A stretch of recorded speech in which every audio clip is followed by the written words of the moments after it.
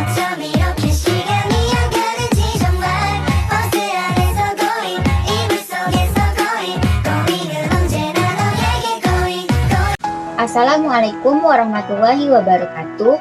Perkenalkan, saya Novita Rahmadona dengan NIM 2201071013, nomor urut absen 6 dari kelas 2A D3 Akuntansi. Di sini saya membuat video untuk memenuhi tugas perbankan. Baiklah, di sini kita akan membahas mengenai operasional clearing dan transfer. Pertama kita masuk terlebih dahulu kepada operasional clearing. Nah, pertama-tama kita harus tahu terlebih dahulu apa itu pengertian clearing. Nah, clearing itu menurut buku Kashmir adalah jasa penyelesaian utang piutang antar bank dengan cara saling menyerahkan warkat-warkat yang akan dikeliringkan di lembaga clearing. Penyelesaian utang piutang dimaksud adalah penagihan cek atau bilet giro melalui bank. Jadi dapat kita simpulkan bahwa clearing adalah penyelesaian utang piutang dengan menyerahkan warkat. Selanjutnya kita bahas mengenai jenis-jenis clearing. Yang pertama yaitu clearing umum, yaitu sarana perhitungan warkat antar bank di mana dalam prosesnya akan diawasi dan menggunakan sistem yang sudah diatur oleh Bank Indonesia. Yang kedua yaitu clearing lokal. Nah, clearing lokal adalah sarana perhitungan warkat antar bank dalam satu wilayah sama. Adapun ketentuannya itu sudah diatur dalam wilayah tersebut sebelumnya. Yang ketiga yaitu clearing antar cabang.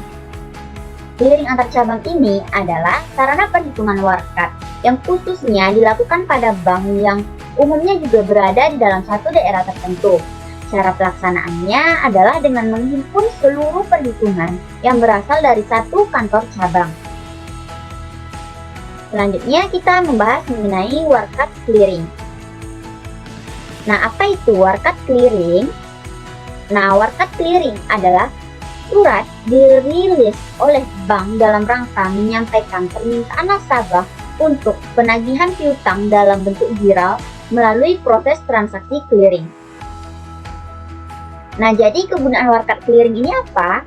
Yang pertama itu dapat digunakan sebagai alat pembayaran pengganti dalam transaksi clearing.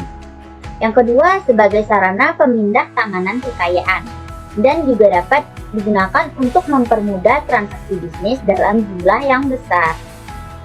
Nah, warkat ini ada beberapa jenis seperti cek, bilet giro, wesel bank untuk transfer, surat bukti penerimaan transfer, nota debit dan nota kredit.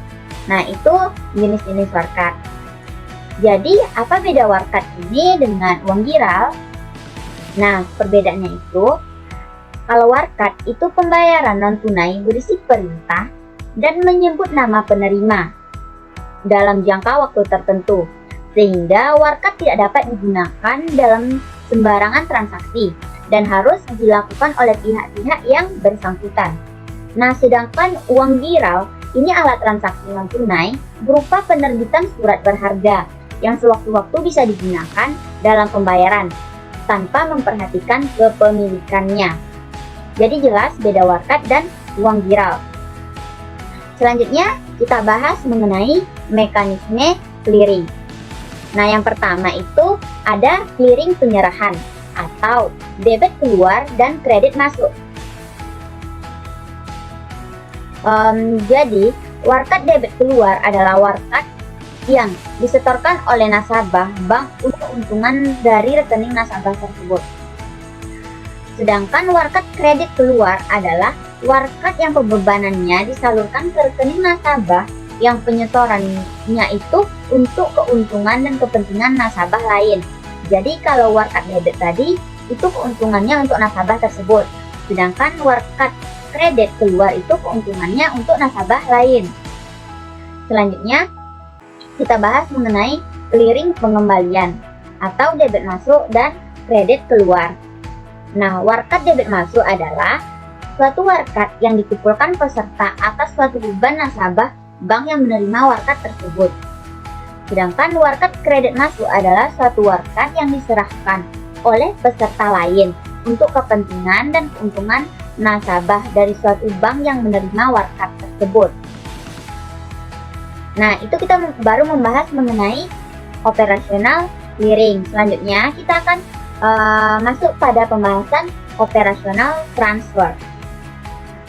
Pertama-tama kita bahas juga pengertian transfer terlebih dahulu ya. Nah, transfer itu dapat diartikan sebagai pemindahan uang dari rekening yang satu ke rekening yang lain dengan berbagai tujuan. Nah, di transfer ini ada pihak-pihak terkait. Nah, siapa saja pihak-pihak yang terkait dengan transfer? Yang pertama itu ada remitter. Nah, apa itu remitter? Remitter adalah pihak yang mengajukan permohonan pengiriman uang. Yang kedua ada beneficiary, yaitu pihak yang menerima pengiriman uang dari remitter. Selanjutnya ada remitting bank, yaitu bank yang melakukan pengiriman uang berdasarkan permintaan dari remitter. Selanjutnya yang terakhir itu adalah paying bank, yaitu bank yang melakukan pembayaran uang kepada beneficiary. Nah, itulah 4 pihak yang terkait dengan transfer.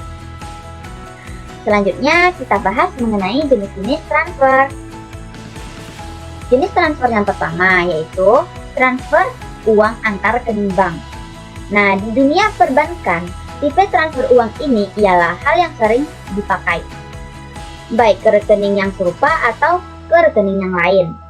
Kita bisa lakukan bermacam transaksi bisnis. Tetapi bila kita lakukan transfer uang ke bank yang lain, kita umumnya akan dikenai ongkos admin, yaitu uangnya itu biasanya sejumlah Rp6.500. Tetapi sekarang transfer antar bank juga sudah dapat kita lakukan melalui ATM atau m-banking.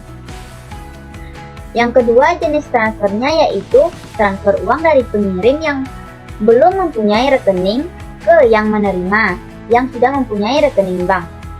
Nah, ini dapat dilakukan dengan datang ke kantor bank, cabang bank terdekat. Seterusnya kita akan isi dokumen atau formulir transaksi yang berisi rekening arah dan nominal yang akan ditransfer. Lalu kita akan antri ke teller, yang seterusnya transfer akan diolah oleh teller. Nah, untuk lakukan proses ini kita juga akan dikenakan biaya admin nantinya. Nah, jenis transfer yang terakhir yaitu transfer uang tanpa rekening bank. Nah, jadi kita juga bisa mentransfer uang tanpa mempunyai rekening bank. Nah, untuk transfer uang tanpa rekening bank ini dapat kita lakukan melalui transfer tunai lewat bank, yaitu melalui teller. Juga dapat kita lakukan transfer uang melalui kantor pos, transfer uang melalui Alfamart atau Indomaret juga bisa. Jadi kita tidak perlu mempunyai nomor rekening. Selain itu juga dapat kita lakukan dengan memakai jasa Western Union atau pakai program transfer uang. Selanjutnya kita akan membahas mengenai media transfer. Nah, media transfer ini bermacam-macam. Sepertinya kita sudah tahu apa saja media transfer yang umumnya digunakan. Media transfer yang umum digunakan itu seperti bank. Nah, bank itu biasanya kan kita pergi ke teller. Yang kedua itu seperti ATM atau anjungan tunai mandiri.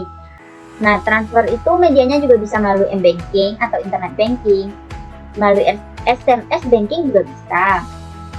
E-wallet, kantor pos, Alfamart dan Indomaret. Dan aplikasi transfer uang seperti Dana, Bitcash, OVO, Flip, Think Aja, dan masih banyak lagi aplikasi transfer uang yang dapat kita gunakan sebagai media transfer. Nah, selanjutnya kita bahas mengenai sistem transfer. Nah, sistem transfer pertama yaitu BI Fast. BI Fast, apa itu ya BI Fast? Nah, BI Fast ini adalah sistem pembayaran retail nasional yang dapat memfasilitasi pembayaran retail secara efisien, real time, aman, dan tersedia setiap saat selama 24 jam. Sistem transfer yang kedua, transfer online. Nah, transfer online ini merupakan metode yang paling sering digunakan oleh masyarakat. Misalnya, transfer dari BRI ke Mandiri sudah menggunakan switching yang menghubungkan kedua bank tersebut. Nah, switching yang digunakan beragam mulai dari ATM bersama, Prima, hingga Alto. Selanjutnya, yaitu yang ketiga ada SKN atau Sistem Clearing Nasional. Nah, Sistem Clearing Nasional ini adalah sistem transfer dana elektronik melalui clearing debit dan clearing kredit yang menyelesaikan setiap transaksinya dilakukan secara nasional. Jadi penyelesaiannya itu sudah nasional. Nah, transfer SKN disebut juga dengan transfer lalu lintas giro atau LLG. Yang terakhir yaitu RTGS atau Real Time Gross Settlement. Nah, ini adalah tipe pembayaran untuk mengirimkan uang dalam jumlah besar. RTGS menjadi opsi bagi nasabah yang mau melakukan transaksi pembayaran dengan nominal itu lebih atau di atas 100 juta rupiah. Fungsi utama RTGS adalah untuk mentransfer uang ke rekening tujuan secara real time. Tetapi hal itu bukan berarti uang yang dikirimkan akan diterima di menit dan detik yang tepat. Sebab proses pembayaran ini juga membutuhkan waktu tertentu. Nah, lama proses pengirimannya itu bisa 4 jam atau mungkin bisa lebih cepat sampai ke rekening penerima. Nah, di RTGS ini kita mungkin juga akan dikenakan biaya RTGS ketika proses transaksi pengiriman. Selanjutnya, kita akan membahas perbedaan BI Fast, SKN atau Sistem Clearing Nasional, dan BI RTGS atau Real Time Gross Settlement. Nah, yang pertama itu kita bahas dari segi batas nominal transaksi. Nah, batas nominal transaksi untuk BI Fast itu transaksi retail maksimalnya itu 250 juta rupiah per transaksi. Sedangkan untuk SKN, batas retail maksimalnya itu 1 miliar per transaksi. Nah, kalau RTGS itu batas nilainya itu di atas 100 juta rupiah per transaksi. Nah, kita lanjut, bedaannya itu dari segi waktu layanan. Nah, kalau BI Fast itu tersedia sepanjang waktu 24 jam. Sedangkan SKN dan BI RTGS itu terdapat jam operasionalnya, yaitu sejak jam setengah 7 pagi sampai jam setengah 5 sore. Nah, kita lihat perbedaan selanjutnya yaitu dari kanal pembayaran. Nah, kanal pembayaran dari BI Fast itu waktu Desember 2021 itu mobile banking, internet banking, teller. Nah, kalau 2023 itu ada pakai QR, ATM, dan EDC.